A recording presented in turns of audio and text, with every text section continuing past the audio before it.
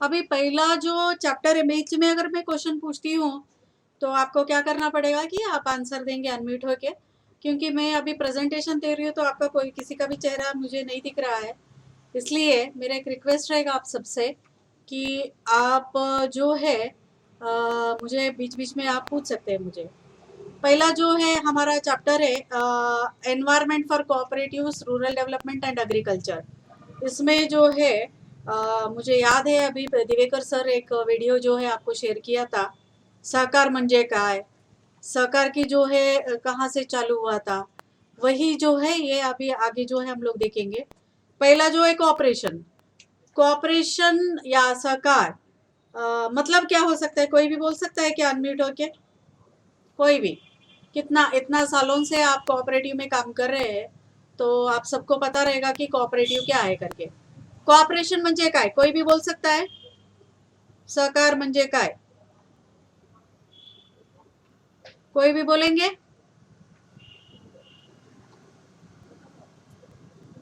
सुनाई दे रहा है ना सबको? ओके, तो हाँ बोलिए, कोऑपरेशन म्हणजे काय बोलिए। Cooperation involves individuals or groups working together for the achievement of their individual or collective goals. हाँ, ये जो पावर पॉइंट है उसको देख के मत बताइए मैं क्या बोल रही हूँ, ठीक है। कोऑपरेशन मतलब क्या होता है, यहाँ पे सबको पता है कि एक वर्किंग टुगेदर है, ग्रुप है, अचीवमेंट है। मतलब हमें कुछ मुझे अभी भी याद है, अगर सर ने वीडियो आपको शेयर किया था तो उसमें क्या बता रहे थे वो मैडम ने कि अगर गणपति अगर बिठा रहे हैं तो गणपति बिठाने के लिए जो जो लोग हम लोग एकत्रित आके जो करते हैं, मतलब हर एक कोई भी पंडाल ले करेगा, कोई फुल लाएगा, कोई जो है डेकोरेशन करेगा, ऐसा जो है ना कलेक्टिव गोल करके हम लोग ये कर रहे हैं। तो कोऑपरेशन मतलब केवल पंडाल में होता है ऐसा नहीं है। अभी बैंकों में अगर हम बताते हैं तो अभी हमें कुछ अचीवमेंट, हमें कुछ टारगेट दिया गया है, जैसे रिकवरी का हो सकता है। तो कोऑपरेशन रिकवरी मतलब रिकवरी में अगर चाहते हैं तो वहां पे भी हम लोग क्या है, एक वैयक्तिक रूप से भी हम लोग यहाँ इन्वॉल्व होते हैं और एज अ ग्रुप करके भी हम लोग यहाँ पे इन्वॉल्व होते हैं। बट इस और यहाँ पे कोऑपरेशन किसके लिए रहेगा, एक कलेक्टिव गोल। अभी कलेक्टिव गोल क्या हो सकता है रिकवरी में, हमारा बैंकों का रिकवरी जो है अपना एक कलेक्टिव गोल है। तो सभी मिलके क्या करेंगे, अपना रिकवरी का जो है वहां पे कोऑपरेशन करके हम लोग क्या कर रहे हैं। तो कोऑपरेशन जो है अपना इम्पोर्टेंट है, यहाँ पे अपना लाइफ का जो है बहुत ही इम्पोर्टेंट है। अगर कोऑपरेशन नहीं रहेगा तो हम सरवाइव नहीं हो सकते। देखिए आप सुबह जो है आप अपना बैंक के लिए अगर निकले हैं, अगर आपका मिसेस जो है डब्बा बना के नहीं देगी, आपका जो है नहीं वो भी कोऑपरेशन कर रहे हैं, सहकार कर रही है। तो इसीलिए क्या होता है, यहाँ पे जो है आप बैंक में सही टाइम पे आ सकते हैं। अगर कोऑपरेशन ही अगर नहीं रह सकता है तो क्या होगा, अपना सर्वाइवल बिल्कुल नहीं है। अगर मैं ऑफिस से घर से ऑफिस आ रही हूँ, अब मेरा जो रिक्शा वाला है, रिक्शा वाले को अगर मैं बोलती हूँ तो इतना बजे आ जाओ मुझे जाना है, अगर वो नहीं आएगा ना, अगर वो कोऑपरेट नहीं करेगा तो क्या हो सकता है, यहाँ पे मैं बिल्कुल टाइम पे ऑफिस नहीं पहुंचूंगी। मतलब हर एक चीज में जो है अपने को कोऑपरेशन की जरूरत है। अगर हमको जीना है, हर एक स्टेप में अपना सरवाइव के लिए, हमें जीने के लिए क्या हो सकता है, यहाँ पे अपने को कोऑपरेशन की जरूरत है। अभी हम लोग बात करेंगे meaning and definition of cooperation. अभी यहाँ पे जो प्रोफेसर पीएच कैसलमैन जो है डिफाइन किया है टर्म कोऑपरेशन। देखिए पहला वाला कोऑपरेशन का मैं जो बोल रही थी, जो आम जिंदगी के लिए अपने को चाहिए। बट ये जो हम लोग बात कर रहे हैं कोऑपरेशन की, उन्होंने जो हैसलमैन कैसलमैन जो डिफाइन किया है, यहाँ पे अगर हम बात करते हैं तो ये एक इकोनॉमिक सिस्टम है और सोशल कंटेंट है। इकोनॉमिक सिस्टम मतलब आर्थिक प्रगति के लिए हमें कोऑपरेशन करना पड़ेगा, और सामाजिक रूप से यानी सोशल कंटेंट यानी सामाजिक रूप से अगर हमें आगे बढ़ना है तो उसके लिए भी कोऑपरेशन की जरूरत है करके बोलता है। और एक 1945 में आरजी सरैया कमेटी को बिठाया गया था। तो उन्होंने क्या किया, प्लानिंग कमेटी था, ये कोऑपरेटिव प्लानिंग कमेटी था। उन्होंने डेफिनेशन दिया है कोऑपरेशन का। कोऑपरेशन मतलब क्या है, वो बोलते हैं it's a voluntary association of persons, मतलब मराठी में क्या बोलते हैं, ऐच्छिक संस्था है। ऐच्छिक स्वरूप से लोग यहाँ पे आ जाते हैं। अब कौन सा भी अगर ऑर्गेनाइजेशन यानी कोऑपरेटिव ऑर्गेनाइजेशन या कोऑपरेटिव सोसाइटी जो है हमें चालू करना है, स्थापित करना है, तो किसी को हम फोर्सिबल नहीं कर सकते। यहाँ पे क्या है, वॉलेंट्री यानी इच्छा रूप से। अगर मुझे अन्ना साहब महात कोऑपरेटिव बैंक में मेंबर बनना है, तो बोर्ड ऑफ डायरेक्टर मुझे क्या करेगा, फोर्सबल नहीं करेगा, मुझे इच्छा रहेगा कि मुझे अन्ना साहब सावंत कोऑपरेटिव बैंक में मैं एक क्या है, एक मेंबर बन के मुझे वहां जाना है। तो व्यक्ति को क्या है, इट्स वॉलेंट्री इच्छा है। और सरैया कमेटी क्या बोलता है, cooperative society is an undertaking. ये जो है सोसाइटी है एक अंडरटेकिंग है, और मतलब ये जो है डेमोक्रेटिक ऑर्गेनाइजेशन है। डेमोक्रेटिक ऑर्गेनाइजेशन के बारे में डिटेल में जब हम लोग प्रिंसिपल्स ऑफ कोऑपरेशन है ना, वहां पे मैं बताऊंगी। और वो क्या बोलता है, it has a service motive, मतलब सेवा देने के लिए जो है 1945 में जो है एक सर्विस मोटिव करके वो आ गया है। और वो क्या बोलते हैं, इक्वालिटी एंड इक्विटी। देखिए, इक्वालिटी मतलब सभी समान है, ऐसा नहीं है ये कम है ये ज्यादा नहीं, ऐसा कुछ भी नहीं है। इक्विटी मतलब क्या होता है, equity is a surplus distribution according to the business participation of society. Equity में क्या आएगा अपना, डिविडेंड। यानी जब सरप्लस होता है तो सरप्लस में जो अमाउंट जो है, जैसे हमारा टोटल प्रॉफिट में आजकल हम लोग डिविडेंड करके दे रहे हैं ना, वो सरप्लस डिस्ट्रीब्यूशन में आ जाता है। जो मेंबर बिजनेस में भागीदार हुआ है उसके लिए वो इक्विटी जो है उसको मिलता है। अभी क्यों कोऑपरेटिव, अभी यहाँ पे आप सभी जो है कोऑपरेटिव ऑर्गेनाइजेशन में ही काम कर रहे हैं, तो आईसीए ने 2015 में क्यों कोऑपरेटिव करके पूछा। किस लिए कोऑपरेटिव, बिकॉज आप सभी जानते हैं यहाँ पे हमारा प्राइवेट है, पब्लिक सेक्टर्स है, और कोऑपरेटिव क्यों, ऐसा हमें एक जो है क्वेश्चन आता है। तो आप सभी जानते हैं कोऑपरेटिव का डेफिनेशन अगर देखना चाहेंगे, इकोनॉमिक सिस्टम है जो पिछड़े हुए हैं आर्थिक स्वरूप से, सामाजिक स्वरूप से, उनको आगे लाने के लिए क्या हुआ है, हमारा कोऑपरेटिव ऑर्गेनाइजेशन जो है चालू हुआ। इसके बारे में हम सेकेंड चैप्टर में डिस्कशन करेंगे, जैसे ब्रिटिश इरा में कोऑपरेटिव कैसे चालू हुआ, या first stage, second stage, third stage, और आफ्टर इंडिपेंडेंस में कैसे हुआ, उस वक्त हमें पता चलेगा। बट अभी आईसीए क्या बोलते हैं, क्यों कोऑपरेटिव, क्यों, इसलिए cooperative brings the resources under democratic control. Cooperative क्या करता है कि जो भी रिसोर्सेस है, रिसोर्सेस मतलब संपत्ति, संपत्ति मतलब क्या क्या आएगा यहाँ पे, पैसा भी आएगा और मनुष्य भी आएगा। तो वो जो है डेमोक्रेटिक कंट्रोल, डेमोक्रेटिक कंट्रोल मतलब क्या होगा, अपना कोऑपरेटिव का मेंबर डेमोक्रेटिक कंट्रोल का, तो वन मैन वन वोट है।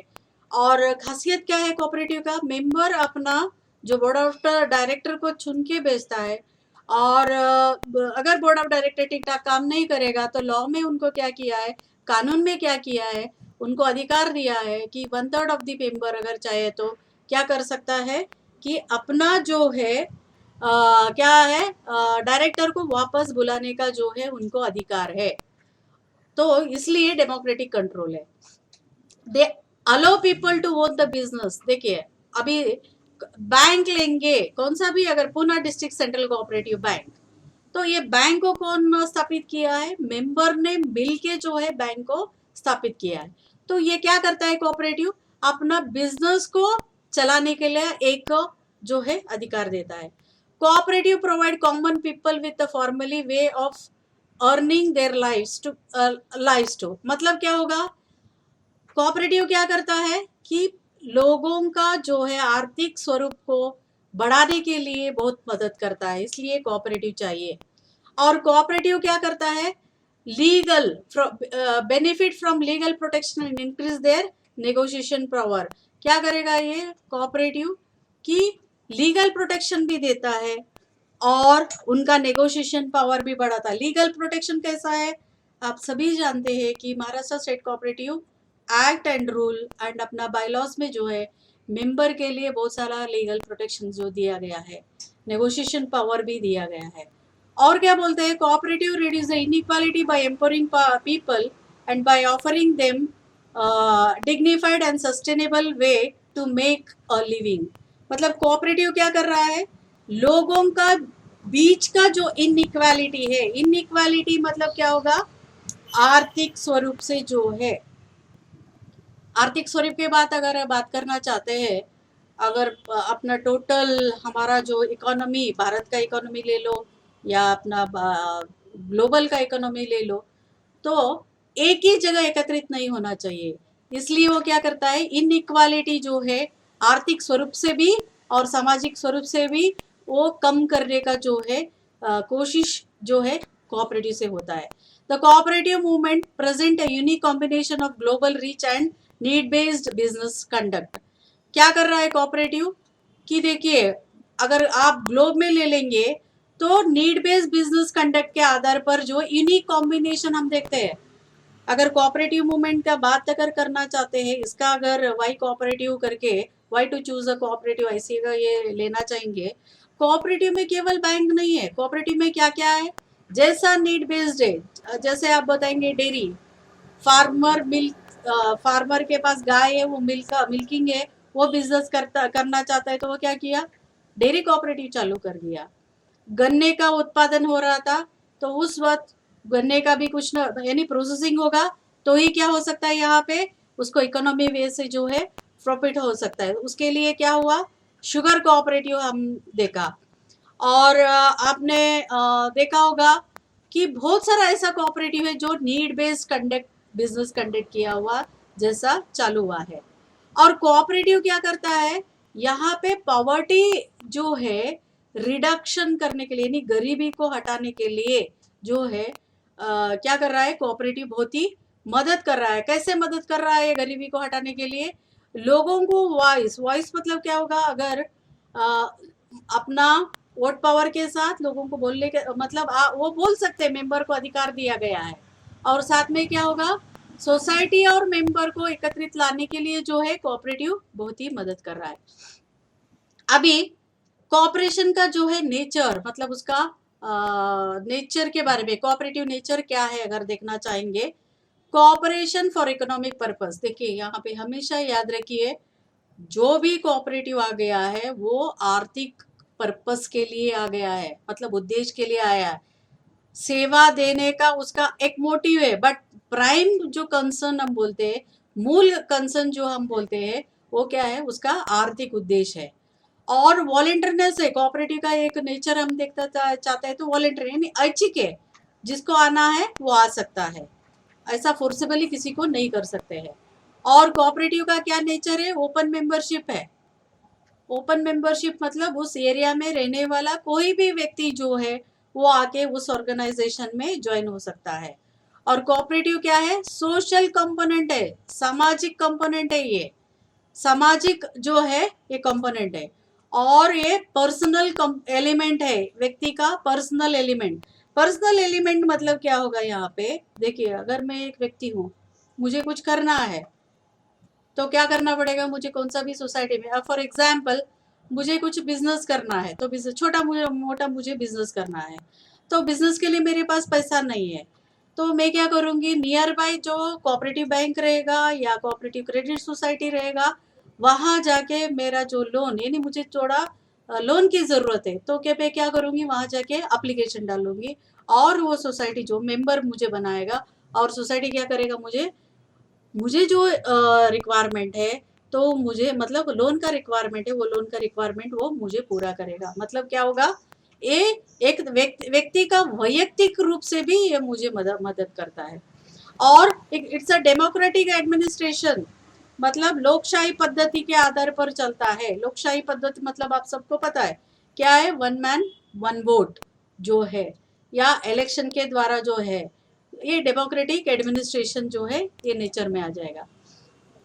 अब ये features of cooperative organisation, features अगर देखना चाहते हैं तो देखिए यहाँ पे स्टेटमेंट ऑफ आइडेंटिटी, यानी ओळख करके बोलते हैं, स्टेटमेंट ऑफ आइडेंटिटी मतलब अपना ओळख। तो कोऑपरेटिव सोसाइटी क्या है, एक क्या है, ये ऑटोनोमस बॉडी है, इंडिपेंडेंट बॉडी है, स्वतंत्रता आणि स्वायत्तता करके बोलते हैं हम लोग, है ना। तो स्वतंत्रता आणि स्वायत्त एक बॉडी है यहाँ पे। और क्या होगा, इसका कैसे स्वतंत्र और स्वायत्तता है, अपना ही खुद का जो है बायलॉस है, हर एक सोसाइटी का, हर एक बैंक का जो है अगर देखेंगे तो हर एक जो कोऑपरेटिव ऑर्गेनाइजेशन है उनका खुद का बायलॉ है। बायलॉ जो है उसके लिए बायलॉ क्या है, कोई भी बताएंगे अनम्यूट होके कि बायलॉ क्या है, बायलॉ किसके लिए है? इतना साल से आप लोग काम कर रहे हैं, कोई भी, एनीबडी, बायलॉ क्या है? कोई भी बोलेंगे? सुनाई दे रहा ना सबको? बायलॉ ऐसा है जो सोसाइटी, फॉर एग्जाम्पल एक डेयरी कोऑपरेटिव सोसाइटी है, तो कोऑपरेटिव सोसाइटी में कैसे चलाना पड़ेगा, बोर्ड ऑफ डायरेक्टर का राइट क्या है, सोसाइटी सेक्रेटरी का क्या उसका रिस्पॉन्सिबिलिटीज है, और साथ में कौन कौन सा रजिस्टर जो है मेंटेन करना पड़ेगा, मेंबर का अधिकार क्या है, वो सोसाइटी कैसे चलना चाहिए, वो जो है as per law, by law मतलब एज पर लॉ के हिसाब से, वो जो है लॉ मतलब क्या होगा, Maharashtra state cooperative society act के अंतर्गत ही जो है बायलॉज को जो है निर्माण किया गया है। और ये क्या है, और एक हम देखेंगे, it is an association of persons and not a capital, it gives importance to human values. मतलब कोऑपरेटिव ऐसा नहीं है, प्राइवेट में क्या होता है कैपिटल को ज्यादा इंपॉर्टेंट दिया जाता है, पैसे को ज्यादा इंपॉर्टेंट दिया जाता है, बट यहाँ पे जो है ये एक एसोसिएशन है, यहाँ पे क्या इंपॉर्टेंस दिया जाएगा, यहाँ पे जो है अपना ह्यूमन वैल्यूज को ज्यादा इंपॉर्टेंस दिया जाएगा, कैपिटल को ज्यादा नहीं है, यानी मनुष्य का अभिवृद्धि के लिए यहाँ पे जो है ज्यादा इंपॉर्टेंस दिया जाएगा। It is an institution to meet common economic, social and cultural need of its member. एक कॉमन प्लेटफॉर्म है ये, यहाँ पे क्या होगा, इकोनॉमिक, आर्थिक, सामाजिक और सांस्कृतिक का गरज है, उस गरज को क्या है, यानी किसका गरज है, ये सदस्य का गरज है, तो इसके द्वारा जो है यहाँ पे पूरा किया जाएगा। और एक ऐच्छिक ऑर्गेनाइजेशन है और मेंबरशिप जो है ओपन है, डेमोक्रेटिक मेंबरशिप मैनेजमेंट है। और क्यों डेमोक्रेटिक मैनेजमेंट है, क्योंकि ये जो संस्था बनाया गया है गरज के अनुसार जो है लोग एकत्रित आके संस्था बनाया गया है, और उन्होंने क्या किया, हम सभी नहीं चलाएंगे करके उन्होंने क्या किया, अपना मैनेजमेंट खुद वोट करके या सिलेक्शन करके उन्होंने क्या किया, अपना इधर as a board of director करके उनको बोला गया, मतलब लोगों को वहां पे बिठाया गया है। और यहाँ पे सुप्रीम बॉडी कौन है, जनरल बॉडी। जनरल बॉडी मतलब क्या है, ऑल मेंबर जो सदस्य है सभी यहाँ पे जो है सुप्रीम बॉडी या अथॉरिटी करके बोल सकते हैं।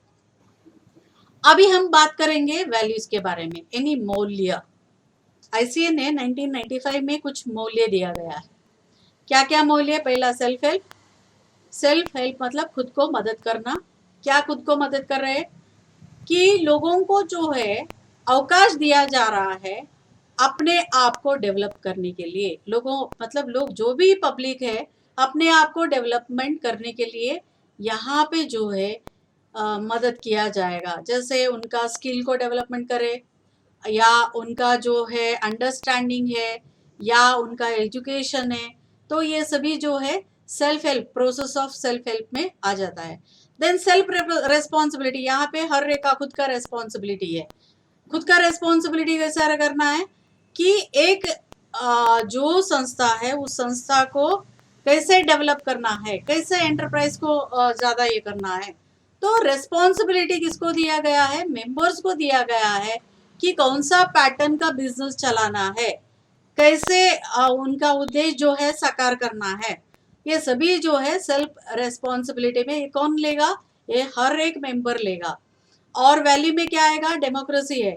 मेंबर जो है कोऑपरेटिव बिजनेस जो चला रहा है वो क्या कर रहा है, कोऑपरेटिव जो है कंट्रोल, डेमोक्रेसी मतलब जो है जो भी जितना भी कोऑपरेटिव ऑर्गेनाइजेशन है should be controlled by the member. अगर मुझे लग रहा है कि मैं एक सदस्य हूँ एक संस्था में, यानी कोऑपरेटिव संस्था में मैं सदस्य हूँ, अगर ये जो संस्था का जो बोर्ड ऑफ डायरेक्टर मैंने चुन के भेजा है अगर वो ठीक ठाक काम नहीं कर रहा है तो उनको बुलाने का, या अगर मुझे लग रहा है ये बोर्ड ऑफ डायरेक्टर ठीक नहीं कर रहा है तो मुझे क्या है नेक्स्ट इलेक्शन में मैं क्या करूंगी, एज अ मेंबर, मतलब अकेला नहीं है, हर एक मेंबर एज अ मेंबर क्या करेगा, वो अपना वोटिंग राइट करके दूसरा बॉडी लाने का भी वो क्या है कोशिश करेगा। बट यहाँ पे क्या है, कोऑपरेटिव बिजनेस जो है ठीक ठाक चलने के लिए ये सब देखना पड़ेगा।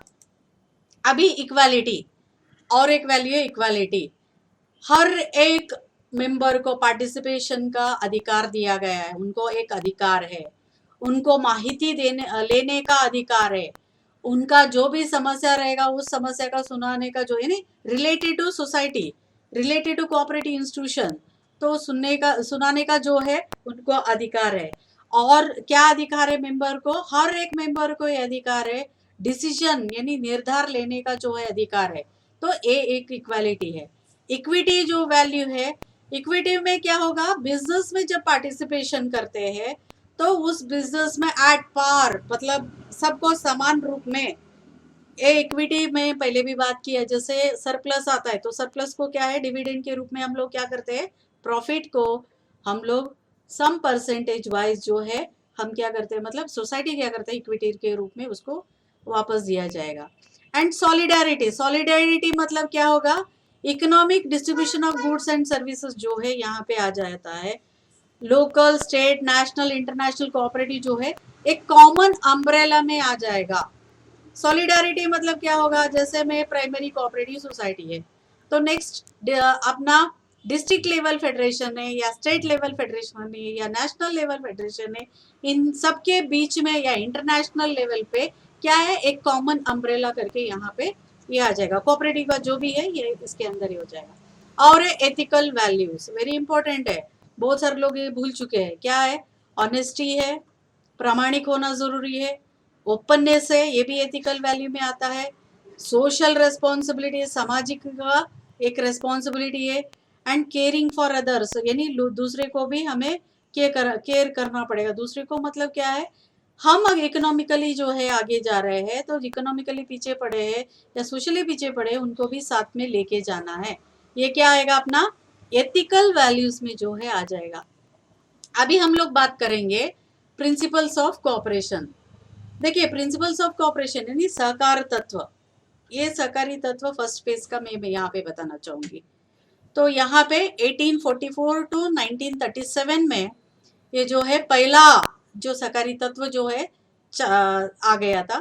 वो क्या बोलते हैं देखेंगे, वो बोलते हैं कि ओपन मेंबरशिप, सबको ओपन है। डेमोक्रेटिक कंट्रोल, डेमोक्रेटिक कंट्रोल जैसे मैंने बताया था, वन मेंबर वन वोट, जितना भी आपके पास शेयर होल्डिंग होने दो, बट क्या है यहाँ पे एक आदमी को एक ही वोट देने का जो है अधिकार दिया गया है। और पहला फर्स्ट फेज का प्रिंसिपल क्या बोलता है, डिवीजन ऑफ सरप्लस। पहला क्या हो रहा था, डिवीजन ऑफ सरप्लस जो मेंबर ने ट्रांजैक्शन किया था उसके आधार था। अभी आप देखेंगे अगर आप डिविडेंड जो डिक्लेयर करते हैं 5%, 10% सबको इक्वली मिलेगा, बट यहाँ पे क्या होगा, मेंबर ट्रांजैक्शन अगर मिस्टर ए एंड बी है, ये ने क्या किया, सम 50,000 का अगर बिजनेस ट्रांजैक्शन किया फॉर एग्जांपल, तो उसके प्रोपोर्शन में उसको डिविडेंड मिलेगा। मिस्टर बी ने क्या किया, 5 लाख रुपीस जो है उन्होंने क्या किया, ट्रांजैक्शन किया, यानी सोसाइटी के साथ जो ट्रांजैक्शन मतलब लोन रखा है या डिपॉजिट रखा है। अगर मार्केटिंग सोसाइटी रहेगा तो अपना वस्तु मतलब एग्रीकल्चर प्रोडक्ट जो है उसने भेजा है, या डेयरी सोसाइटी में है तो वहाँ पे जो दूध जो है डाला है। तो जो जो ट्रांजैक्शन सोसाइटी का ट्रांजैक्शन होता है तो उसके हिसाब से उसको क्या मिलेगा, डिवीजन ऑफ सरप्लस मिलेगा। लिमिटेड इंटरेस्ट ऑन कैपिटल यानी कम इसमें जो है वहाँ पे मिलता था। पॉलिटिकल एंड रिलीजियस न्यूट्रलिटी, मतलब यहाँ पे जो है कोऑपरेटिव पहले से भी है, राजकीय और धार्मिक कभी भी अपना जो सहकार में नहीं आना चाहिए करके। और कैश ट्रेडिंग के बारे में बात हुआ था। देन प्रमोशन ऑफ एजुकेशन, देखिए पहले फर्स्ट फेज से ही जो है कोऑपरेटिव एजुकेशन, सहकार का शिक्षण के बारे में जो है यहाँ पे बोला जा रहा है। अभी नेक्स्ट 1966 में आईसीए ने नया प्रिंसिपल लाया है under chairmanship of DG curve. जो है उन्होंने 6 प्रिंसिपल्स बताया गया, उस वक्त 6 सहकारी तत्व जो है उन्होंने बताया। उन्होंने क्या क्या बताया करके मैं बताना चाहूंगी यहाँ पे। वॉलेंट्री एंड ओपन मेंबरशिप है, डेमोक्रेटिक कंट्रोल है जैसे हमने बात किया है, limited interest on share capital पहला नहीं था, अभी उन्होंने क्या किया, limited interest on share capital, मतलब जो शेयर कैपिटल है उसके ऊपर लिमिटेड इंटरेस्ट डालना चाहिए। और इक्विटेबल डिस्ट्रीब्यूशन ऑफ सरप्लस, देखिए पहला क्या था, पहला फेज में जो था, जो आप ट्रांजैक्शन करेंगे उसके हिसाब से आपको सरप्लस मिलेगा। बट सेकेंड इसमें आप देखेंगे 66 में वो चेंज हो गया। उसमें क्या होगा, इक्विटेबल, मतलब आपका टोटल सरप्लस में सबको क्या मिलेगा, इतना जो भी सरप्लस का जो डिविडेंड जो है डिक्लेयर किया जाएगा उसके हिसाब से सेम रूप से, अगर 5% है तो सबको 5% जो है मिलेगा। और यहाँ पे बात किया कोऑपरेटिव, पहला जो था एजुकेशन, बट अभी क्या बोलने लगे, डीजी करवे साहब ने बोला कि मतलब उनका कमेटी जो था उन्होंने क्या किया, कोऑपरेटिव एजुकेशन एंड ट्रेनिंग के बारे में बात किया। कोऑपरेटिव एजुकेशन एंड ट्रेनिंग के बारे में बात किया। तो इस यहाँ पे मैं बताना चाहूँगी, तो उसी वक्त हमारा national council for cooperative training जो है, एनसीसीटी का जो सेटअप जो है उसी वक्त जो है वहाँ पे हुआ है, ताकि बाकी ट्रेनिंग एंड एजुकेशन के बारे में वहाँ ट्रेनिंग दे पाए। कोऑपरेशन एमंग द कोऑपरेटिव यानी परस्पर सहकार। परस्पर सहकार मतलब हर एक कोऑपरेटिव आपस में कोऑपरेशन देना चाहिए करके ये प्रिंसिपल में बताया। अभी ये बहुत इंपॉर्टेंट है, क्योंकि एग्जाम पॉइंट ऑफ व्यू यहाँ पे बोलना चाहूंगी। यूजुअली ये जो क्वेश्चन है आपको आ जाता है कि सेकेंड या रीफॉर्मुलेटेड प्रिंसिपल ऑफ कोऑपरेशन, आईसीए का जो है मैनचेस्टर 1995 में क्या किया, अभी भी ये प्रिंसिपल्स यानी ये सहकारी तत्व जो है अपने को लागू है। तो ये आपको याद रखना पड़ेगा। पहला है वॉलेंट्री एंड ओपन मेंबरशिप, ऐच्छिक है, खुला सभा सदस्य, आप सबको पता है जैसे मैंने बताया था। Democratic member control, democratic member control में क्या आएगा आपको मैंने ऑलरेडी बताया है। देखिए तीसरा प्रिंसिपल जो है नया तत्व है member economic participation.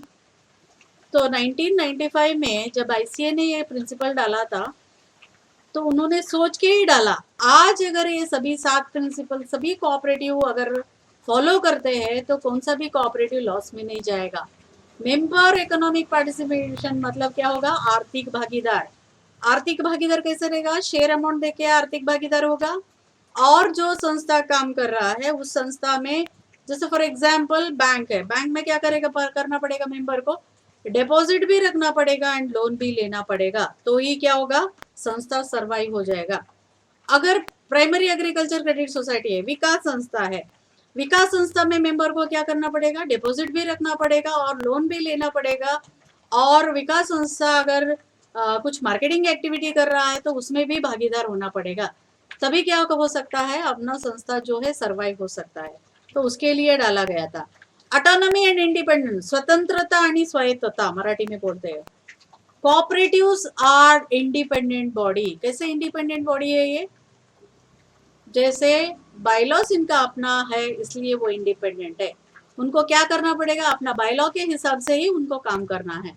Autonomy body कैसा, ऑटोनॉमी बॉडी इसलिए मेंबर डिसीजन लेता है, अपना जो संस्था को कैसे चलाना पड़ेगा ये सभी जो चीजें कौन डिसीजन लेगा, कोऑपरेटिव लेगा, इसलिए ऑटोनॉमी एंड इंडिपेंडेंस है। एजुकेशन ट्रेनिंग एंड इंफॉर्मेशन, देखिए शिक्षण प्रशिक्षण और माहिती या प्रसिद्धि करके यहाँ पे बोलते हैं। तो इसके लिए भी हमारा इधर कोऑपरेटिव एजुकेशन, एजुकेशन किसके लिए, मेंबर के लिए। जो मेंबर है उनको एजुकेशन देना पड़ेगा। एजुकेशन कौन सा, कोऑपरेटिव, कैसे संस्था कैसे चलाना है, उनका राइट्स एंड ड्यूटीज क्या है, और उनका कैसे अगर कोई गलती करता है तो उनको बुलाने का जो है अधिकार क्या है वो है। ट्रेनिंग क्या है, शिक्षण, शिक्षण के मतलब ऑलरेडी जो उनके पास नॉलेज है उस नॉलेज को एनहांस करने के लिए हम क्या करते हैं, यहाँ पे शिक्षण जो है दिया जाता है। इंफॉर्मेशन मतलब इंफॉर्मेशन आप देखा होगा बहुत सारा जो है, जैसे महाराष्ट्र राज्य सहकारी संघ का जो है बहुत सारा पब्लिकेशन निकलता है, उसमें जो है माहिती दिया जाएगा। क्या क्या माहिती दिया जाएगा कि नया नया क्या चेंजेस होने जा रहा है उसके बारे में जो है माहिती दिया जाएगा। कोऑपरेशन एमंग द कोऑपरेटिव्स मैंने ऑलरेडी डिस्कशन, परस्पर सहकार। देखिए 7वां प्रिंसिपल से कंसर्न फॉर कम्युनिटी, कम्युनिटी कौन है, मेंबर है। और अपना कोऑपरेटिव केवल अपना कम्युनिटी मेंबर के लिए काम नहीं कर रहा है, पूरा जो कम्युनिटी है, अगर वो एक गांव में सोसाइटी है तो गांव में रहने वाला जितना भी लोग है उनका वेलफेयर के बारे में सोचेगा। बहुत सारा जो संस्था अभी भी वेलफेयर का काम कर रहा है, कम्युनिटी का डेवलपमेंट के बारे में काम कर रहा है, जैसे रोड बनाना है या हेल्थ कैंप करना है या स्कूल में जो है बच्चों का जो है नोटबुक वगैरह देना है। ये अलग अलग जो है वेलफेयर काम जो है अपना सहकारी संस्था करता है। इसलिए ये क्या है, कंसर्न फॉर कम्युनिटी करके है, ये 7th प्रिंसिपल है। अभी कोऑपरेटिव एट न्यू लेवल 2012 में आईसीए ने क्या किया, कोऑपरेटिव एंटरप्राइज, अगर कोऑपरेटिव अपना जगत को कैसे बेटर, मतलब अच्छा तरह अपना जगत को कैसे बिल्ड कर सकता है करके उन्होंने क्या किया, आईसीए ने 2012 में जो है न्यू लेवल, मतलब नया लेवल क्या है, पहला वो क्या बोलता है, स्टेबिलिटी क्वालिटी एम्प्लॉयमेंट करके बोल रहा है। आज कोऑपरेटिव क्या कर रहा है, सबको स्टेबल एम्प्लॉयमेंट दे रहा है, क्वालिटी एम्प्लॉयमेंट जो दे रहा है। तो अगर 2012 की बात करते हैं तो 250 मिलियन पीपल वर्ल्ड वाइड जो है क्या किया है, कोऑपरेटिव में मेंबर बन के अपना जीवन निभा रहे हैं, एम्प्लॉय बन के अपना जीवन निभा रहा है। तो ये न्यू लेवल में हम लोग देखते हैं इकोनॉमिक ग्रोथ। देखिए आर्थिक परिस्थिति का जो है डेवलपमेंट है। इकोनॉमिक ग्रोथ मतलब ऐसा नहीं है कि आज ये हो गया तो ऐसा एकदम बढ़ गया और बाद में गिर गया, ऐसा नहीं है। सस्टेनेबल ग्रोथ मतलब कंटिन्यूअस वो जो है डेवलपमेंट होना चाहिए। तो उसके लिए उन्होंने क्या किया, इसको कैसे हम ये करना है, शॉर्ट टर्म है या शॉर्ट टर्म है, मीडियम टर्म है, लॉन्ग टर्म का इंप्रूवमेंट बिजनेस डाइवर्सिटी के लिए क्या करना चाहिए करके ये करता है। एंड सस्टेनेबल बिजनेस मतलब क्या है, अभी कोऑपरेटिव जो है लोगों का गरज के आधार पर ही वो क्या कर रहा है, काम कर रहा है, और कंसर्न फॉर कम्युनिटी के आधार पर ही काम कर रहा है। तो क्या है ये बिजनेस, ये जो बिजनेस है सस्टेनेबल है, क्योंकि अगर मतलब क्या होगा कि कोऑपरेटिव जो आज चालू हुआ है लोगों का गरज के आधार पर ही चालू हुआ है, मतलब लोगों का जो गरज है उसको पूरा करते हुए, तो ये आगे चलता ही रहेगा। और कोऑपरेटिव किस लिए यहाँ पे एंटरप्राइज जो न्यू लेवल में देखते हैं तो फूड सिक्योरिटी, जो खाने का मतलब हम लोग खाना खाते हैं या अपना फूड है उसका सिक्योरिटी है। आज अगर हम लोग देखना चाहेंगे तो हम लोग देखते हैं कि क्या है, कोऑपरेटिव के द्वारा क्या होगा, यहाँ पे फूड का प्रोडक्शन ज्यादा हो रहा है। कैसे, primary agriculture credit cooperative society में जो मेंबर है वो फार्मर्स है, तो उनको जो है लोन देने का काम, उनको जो है बेटर प्राइस देने का काम, और साथ में जो है फार्मिंग कैसे करना है, तो ये सभी जो चीजें है थ्रू कोऑपरेटिव हो रहा है, इसलिए अपना फूड सिक्योरिटी भी बन रहा है। और गिविंग पीपल वॉइस, लोगों को आवाज देना, मतलब कैसे, थ्रू वोटिंग। बिजनेस डिसीजन कैसे करना पड़ेगा कि वोटिंग के द्वारा, इलेक्शन होता है तो इलेक्शन में क्या करते हैं, वोटिंग लेके देके अपना वॉइस जो है, अपना आवाज जो है वहां पे ये करता है। तो लोगों को एक पावर जो है कोऑपरेटिव जो है वहां मिल रहा है। देखिए मैं यहाँ पे बताना चाहूंगी, सभी जो बोलते हैं ना cooperatives are stepping stone for the political field करके बोलते हैं, जो आगे पॉलिटिकल फील्ड जाने के लिए कोऑपरेटिव एक स्टेपिंग स्टोन है। मतलब वहां पे वो क्या बोलते हैं, एक स्टेपिंग स्टोन करके आ जाता है। तो मतलब क्या हो गया, पहले ही लोगों के पास जो है डेमोक्रेटिक जो है राइट उनको पता रहता है, तो आगे जाके वो जो है एक पॉलिटिकल फील्ड में भी ये आ जाता है। बट कोऑपरेटिव उनको एक अधिकार जो है दिया जाता है। और 2020 का जो है विजन डॉक्यूमेंट करके आईसीए ने एक ब्लूप्रिंट जो है निकाला है।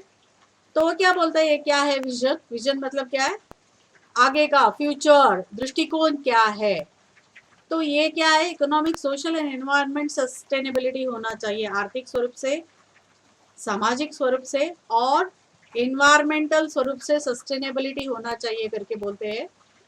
और the model preferred by the people, लोगों को क्या चाहिए, कौन सा मॉडल चाहिए वो हमें देखना पड़ेगा।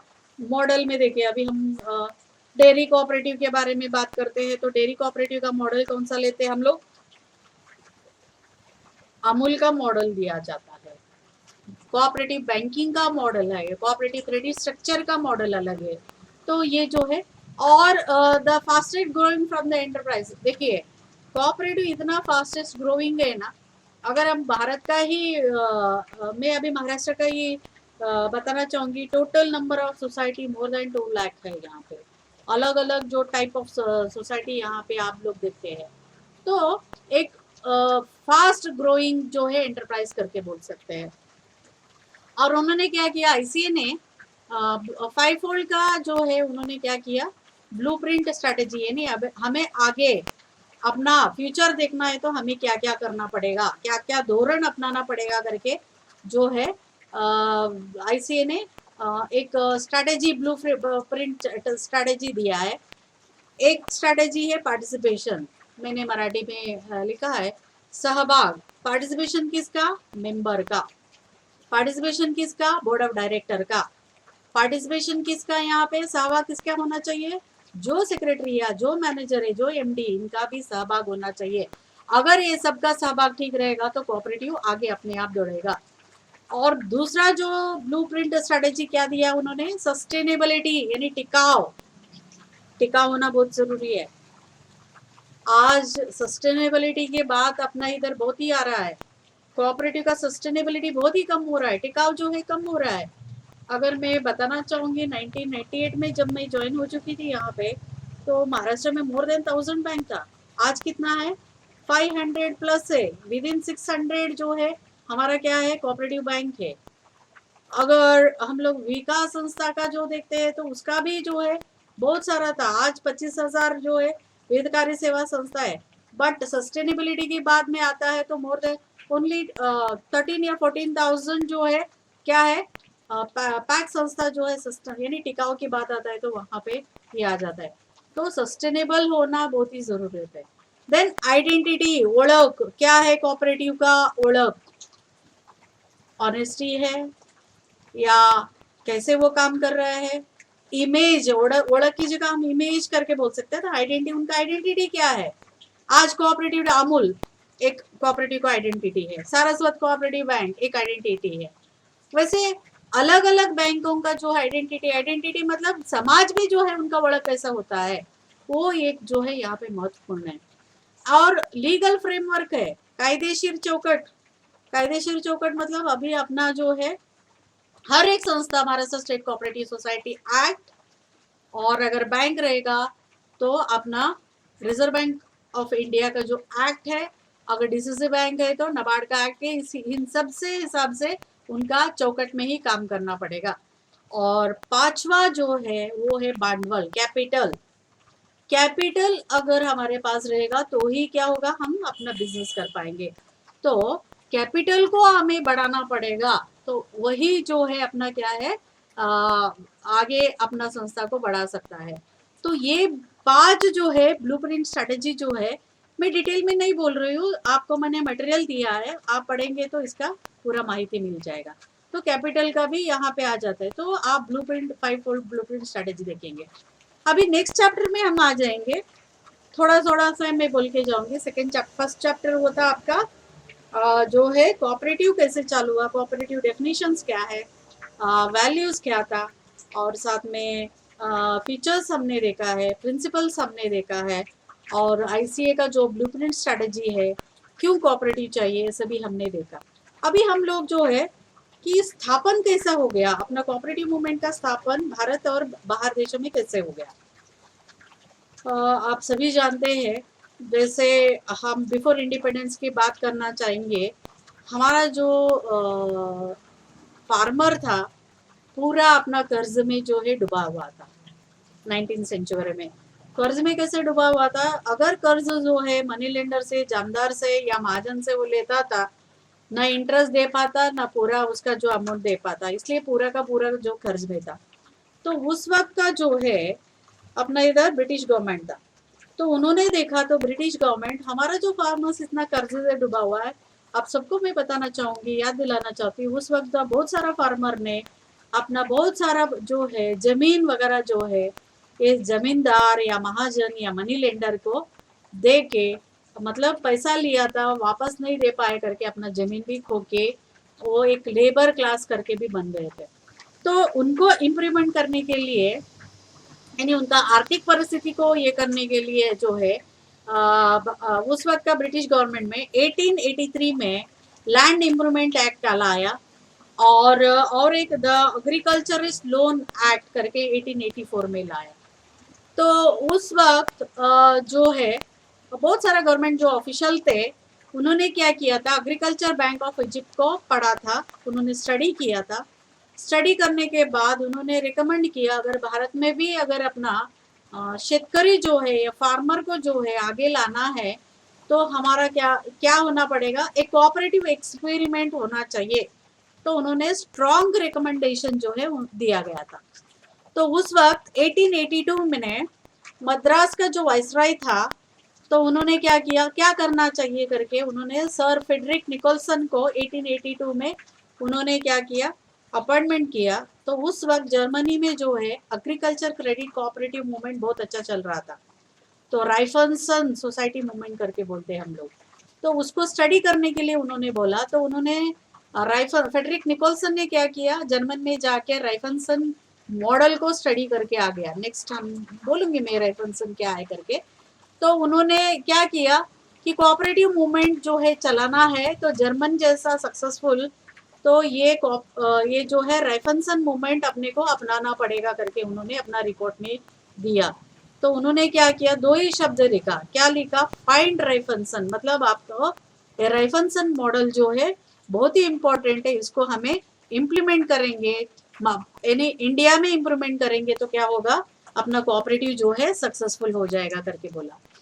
तो 1900 में और एक जो है सर एडवर्ड लॉ के अंडर एक चेयरमैनशिप में जो है कमेटी बिठाया गया था, जो पहला जो निकोलसन का जो रिपोर्ट के आधार पर।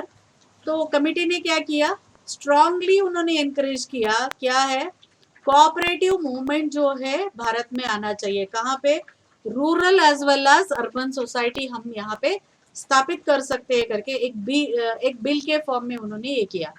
तो बिल पास होके क्या हुआ, पहला कोऑपरेटिव सोसाइटी एक्ट चालू हुआ। कौन सा, कोऑपरेटिव क्रेडिट सोसाइटी एक्ट 1904। ये भारत का पहला क्या है, कोऑपरेटिव सोसाइटी एक्ट है।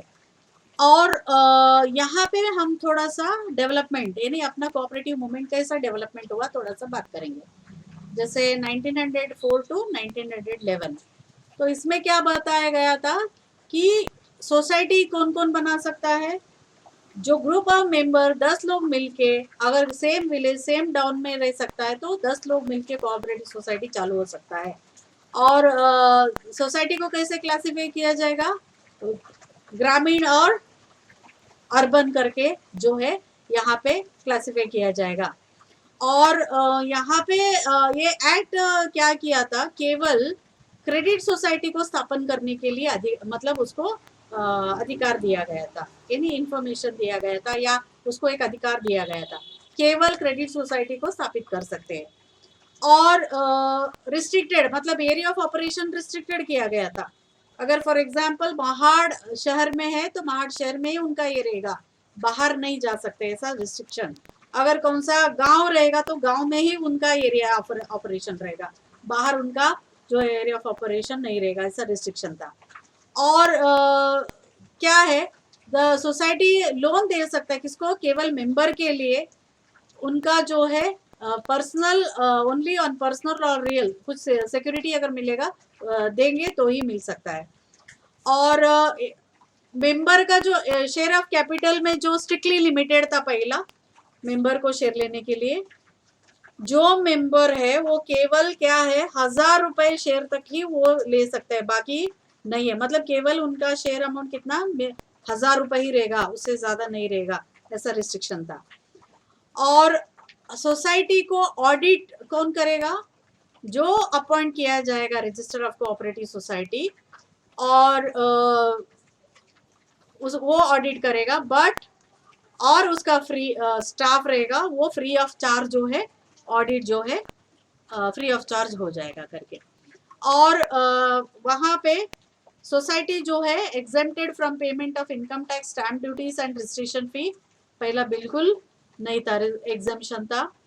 अनलिमिटेड लाइबिलिटी था, लाइबिलिटी जो है पहला अनलिमिटेड था, अभी बहुत सारा लिमिटेशन आ गया है। और रजिस्टर ऑफ क्या होगा, appointment of register of cooperative society, आप सभी जानते हैं प्रोविंस के आधार पर पहला था, तो ईच प्रोविंस में एक एक रजिस्टर ऑफ कोऑपरेटिव सोसाइटी जो है रहता था। और society legal personality and authorised rise the fund on the corporate capacity, मतलब अपना फंड को जो है राइज करने का अधिकार जो है उस बिजनेस को जो है सोसाइटी को दिया गया था। और 1904 का एक्ट में बहुत सारा जो है कमियां था, उसको कमियां को दूर करने के लिए 1912 में जो है कोऑपरेटिव सोसाइटी एक्ट को एनाक्ट किया गया। उसमें बहुत सारा बदलाव जो है लाया गया है। तो उसमें क्या क्या किया कि promotion of thrift help self help among the agriculturist, मतलब सेविंग्स के बारे में, आपस का मदद के बारे में जो है यहाँ पे बात किया गया है। और यहाँ पे पहला देखिए, पहला एक्ट में क्या था, ओनली क्रेडिट कोऑपरेटिव सोसाइटी को स्थापन कर सकते हैं, ऐसा 1904 का एक्ट था। बट अभी क्या हुआ, नंबर ऑफ सोसाइटीज आप, मतलब any number, an number of society, मतलब डेयरी कोऑपरेटिव, कंज्यूमर कोऑपरेटिव, कौन सा भी सोसाइटी जो है आप स्थापन कर सकते हैं। और 1912 एक्ट क्या किया है, सेंट्रल फाइनेंसिंग एजेंसीज, मतलब उसी एक्ट के अंतर्गत हमारा इधर डिस्ट्रिक्ट सेंट्रल कोऑपरेटिव बैंक्स जो है आ गया है, या स्टेट अपेक्स बैंक, या अलग अलग सेंट्रल फाइनेंसिंग एजेंसी जो है, जो सुपरवाइजिंग यूनियंस जो है उस वक्त एक्ट के अंतर्गत जो है स्थापित हुआ। और प्राइमरी एग्रीकल्चर जो है सोसाइटी को रजिस्ट्रेशन कर सकते हैं अनलिमिटेड लाइबिलिटी के आधार पर, और जनरल सोसाइटी जो है लिमिटेड लाइबिलिटी में जो है वहां पे स्थापित कर सकते हैं। और लोकल गवर्नमेंट को ज़्यादा पावर दिया गया है, जैसे सोसाइटी को, और सेटलमेंट ऑफ डिस्प्यूट रहेगा, आर्बिट्रेशन रहेगा, तो लोकल गवर्नमेंट यहाँ पे वो ये करेगा। देखिए लोकल गवर्नमेंट का मतलब क्या है कि आप देखेंगे प्रोविंस जो है अलग अलग, जैसे मुंबई प्रोविंस, बिहार प्रोविंस या मद्रास प्रोविंस, ऐसा अलग अलग प्रोविंस था। तो उसके आधार पर ही उनका जो है एक्ट, वही एक्ट आगे जाके क्या हुआ, स्टेट कोऑपरेटिव एक्ट करके बन गया। और थ्रिफ्ट एक प्रोविजन करने के लिए अपना सरप्लस में जो है एक पोर्शन जो है रखना पड़ेगा, किसके लिए, एजुकेशन और चैरिटेबल पर्पस के लिए अभी भी है ये, तो इसके लिए हमें सेपरेट रखना पड़ेगा करके बोला गया है। और 1912 का जो एक्ट था उसका इफेक्ट क्या क्या हुआ, उसका इफेक्ट मतलब उसका प्रभावित क्या हुआ कि अगर देखते हैं तो नंबर ऑफ सोसाइटी जो है बढ़ गया है, मेंबरशिप बढ़ गया है, वर्किंग कैपिटल बढ़ गया है, नया नया जो सोसाइटी टाइप आ गया, जैसे सेल प्रोड्यूस जो society, milk supply society, manure purchase society, cattle insurance society, तो अलग अलग टाइप का जो सोसाइटी जो है इस एक्ट के अंतर्गत जो है आ गया है। और बहुत सारा अदर कोऑपरेटिव एक्ट भी 1912 के बाद अलग अलग कोऑपरेटिव एक्ट आ गया, जैसे द बॉम्बे एक्ट 1925 में द बॉम्बे एक्ट आ गया, मद्रास एक्ट आ गया 1930, Madras cooperative society act 1932, Madras and Bihar Odisha cooperative society act 1935, land mortgage bank act 1934, और बंगाल कोऑपरेटिव सोसाइटी एक्ट जो है 1914। ये जो है ये एक्ट जो है अलग अलग जो एक्ट जो है ना, वो प्रोविंस के, जैसे मैंने बताया था, वो प्रोविंस के लिए जो है आ गया, उसके हिसाब से जो है अपना कोऑपरेटिव सोसाइटी में बदलाव होता गया। और बाद में जो है इंडिपेंडेंस के बाद कोऑपरेटिव सोसाइटी एक्ट में Maharashtra state cooperative society act 1960 and rule जो है 1961, इसके बारे में मैं डिटेल में नहीं बोल रही हूँ क्योंकि आपका कोऑपरेटिव लॉ है उसमें आप सीखेंगे। और सेकेंड स्टेज के बारे में अगर बताना चाहेंगे, 12 मतलब 12 से 29 में क्या हुआ, 2012 से 29 तक तो बहुत सारा सोसाइटी जो है अलग अलग टाइप का सोसाइटी, बैंक, प्रोविंशियल बैंक्स, और सोसाइटी जो है आ गया, हाउसिंग सोसाइटी आ गया, तो अलग अलग सोसाइटी जो है रजिस्ट्रेशन हो गया। और गवर्नमेंट ऑफ इंडिया ने क्या किया, कोऑपरेटिव मूवमेंट को ठीक ठाक चलाना है, राइट ट्रैक में रखना चाहिए, तो उसके लिए उन्होंने क्या किया, मैकेगलन कमिटी को कॉन्स्टिट्यूट किया गया 1914। मैकेगलन कमिटी रिपोर्ट में नेक्स्ट इसमें अलग different type of committee report में मैं बोलूंगी। और थर्ड स्टेज में क्या हुआ, 1919 से 1947 यानी प्री इंडिपेंडेंस, प्री इंडिपेंडेंस में एक कैम्फोर्ड करके रिफॉर्म्स एक्ट जो है 1919 में इम्प्लीमेंट किया गया। तो इस एक्ट के अंतर्गत कोऑपरेशन क्या हो गया, प्रोविंशियल सब्जेक्ट, अभी हम लोग बोलते हैं ना स्टेट सब्जेक्ट, वैसा वो उस वक्त प्रोविंशियल सब्जेक्ट करके आ गया। तो यहाँ पे क्या किया उन्होंने, प्रोविंशियल सब्जेक्ट के बाद एक मिनिस्टर रहेगा, यानी एक कोऑपरेशन मिनिस्टर जो है अलग रहेगा करके इस एक्ट ने एक उनको एक अधिकार मतलब उसको एक ये मिल गया है। और मैं यहाँ पे बताना चाहूंगी 1934 का आरबीआई एक्ट आ गया, तो उसके अंतर्गत जो है रिजर्व बैंक ऑफ इंडिया 1935 में जो है आ गया है। और उन्होंने 1939 में आरबीआई ने बहुत सारा जो है स्ट्रेस दिया। क्या दिया स्ट्रेस, किस लिए दिया, वो बोला गया यानी इंपॉर्टेंस क्या देना चाहिए, मल्टीपर्पज कोऑपरेटिव सोसाइटी जो है एग्रीकल्चर फील्ड में होना चाहिए करके उन्होंने यानी आरबीआई ने उधर स्ट्रेस किया।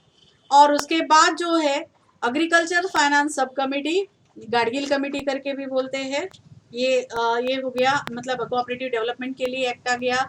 और रिजर्व बैंक ऑफ इंडिया जो है public bank for bank in India करके 1949 में डिक्लेरेशन किया गया है। आरजी सरंगा कमेटी जो है कोऑपरेटिव प्लानिंग कमेटी 1945 में जो है थर्ड स्टेज में डेवलपमेंट होते हैं। अभी हम बात करेंगे ओके मैं नेक्स्ट क्लास में ये 97th अमेंडमेंट, और क्योंकि आगे जो है अपना तिवारी सर का क्लास है, तो 97th अमेंडमेंट एक्ट के 2011 में हुआ है, उसके बारे में मैं डिटेल में आपके साथ डिस्कशन करूंगी। तो ये जो है क्या बोलते हैं कोऑपरेटिव मूवमेंट पहले से कैसे मतलब कोऑपरेटिव मूवमेंट कैसे चालू हुआ, कोऑपरेटिव डेफिनेशंस क्या है, और साथ में भारत में कैसे अपना कोऑपरेटिव मूवमेंट चालू हो गया, ये सभी जो चीज़ें हैं इस 2 चैप्टर में मैंने जो है ये किया है। नेक्स्ट इसमें जो है मैं आपको 97th अमेंडमेंट के बारे में बोलूँगी। किसी को क्वेश्चन पूछना है तो 5 मिनट में आप पूछ सकते हैं, क्योंकि अपना डायरेक्टर साहब रेडी है, वो नेक्स्ट सेशन आपको लेना चाहेंगे। कोई भी कुछ क्वेश्चन रहेगा तो पूछिए, कोई भी अनम्यूट होके क्वेश्चन पूछ सकते हैं, नहीं तो मैं क्या करूंगी सर को रिक्वेस्ट करूंगी वो अपना क्लास चालू करने के लिए। किसी का इस क्वेश्चन के बारे में अगर आपको पूछना है।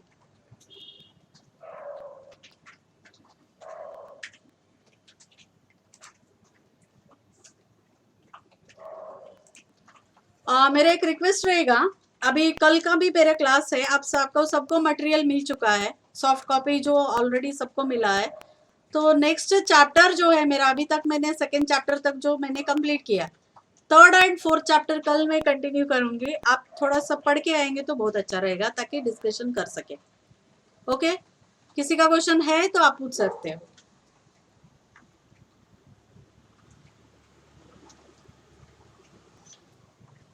नहीं है?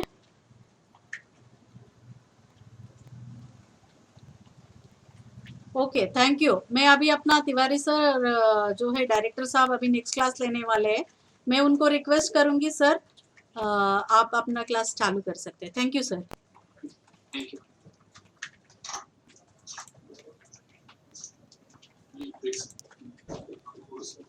Thank you.